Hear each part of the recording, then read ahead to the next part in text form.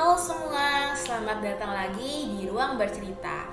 Tempatnya kita semua punya cerita. Kali ini kita bakal ngebahas topik yang serius namun penting. Wah, apaan tuh? Oke, karena kalian udah pada penasaran nih, aku kasih tahu ya.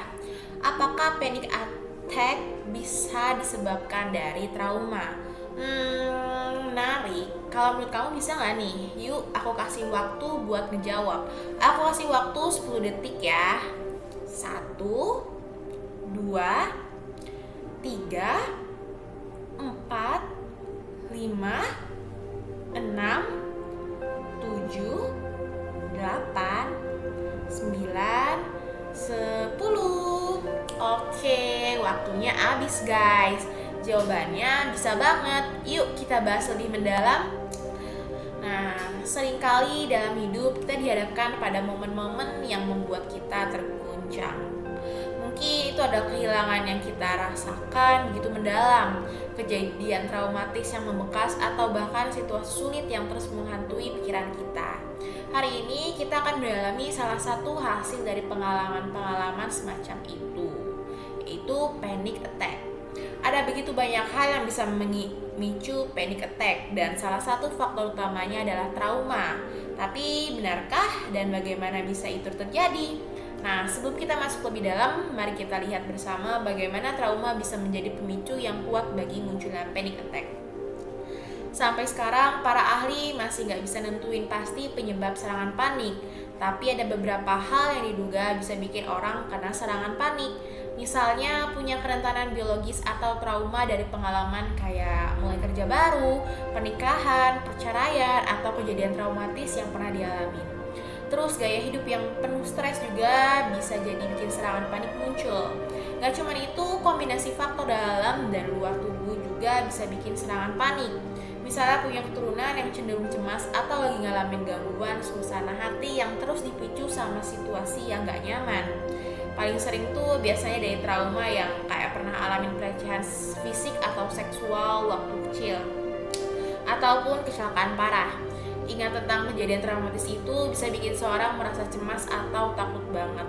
Nah, yang penting kamu tahu, serangan panik bisa datang sekali atau bahkan lebih sering. Gejalanya tuh biasanya muncul tiba-tiba dan bisa mencapai puncaknya dalam hitungan menit. Meskipun kebanyakan serangan panik cuma berlangsung sebentar, sekitar 50-20 menit aja, ada juga yang bisa bertahan sampai 1 jam loh. Ada beberapa faktor yang bisa bikin resiko seseorang kena serangan panik lebih tinggi. Salah satunya adalah trauma atau pengalaman buruk di masa lalu yang bikin mereka stres banget. Gejalanya apa aja sih? Nah, mulai dari keringat berlebihan, gelisah, mulut kering, sampai detak jantung yang kenceng banget. Dan setelah serangan panik, biasanya orang yang mengalaminya bakal merasa lelah dan takut kalau serangan bakal datang lagi. Jadi mereka bisa hindarin situasi yang bisa memicu serangan panik.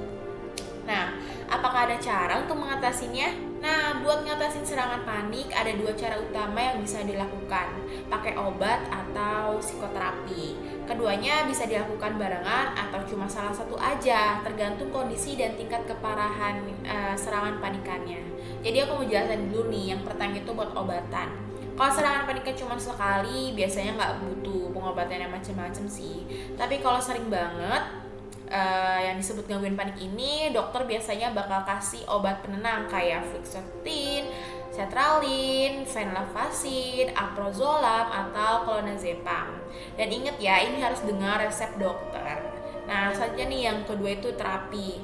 Sebenarnya terapi yang paling umum buat ngobatin serangan panik itu terapi perilaku kognitif. Di terapi ini mereka diajarin buat ngertiin dan yakin kalau serangan panik itu nggak berbahaya.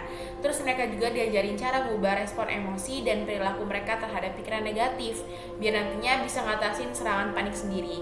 Intinya mereka belajar buat ngadepin ketakutan mereka terhadap situasi yang bikin mereka panik. Nah, coba aja mereka buat ngomongin kata-kata yang bisa bikin tenang.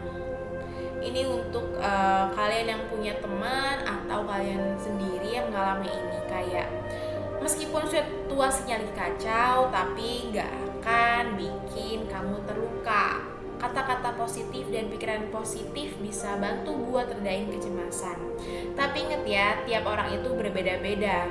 Jadi apa yang bisa bantu satu orang belum tentu cocok buat yang lain.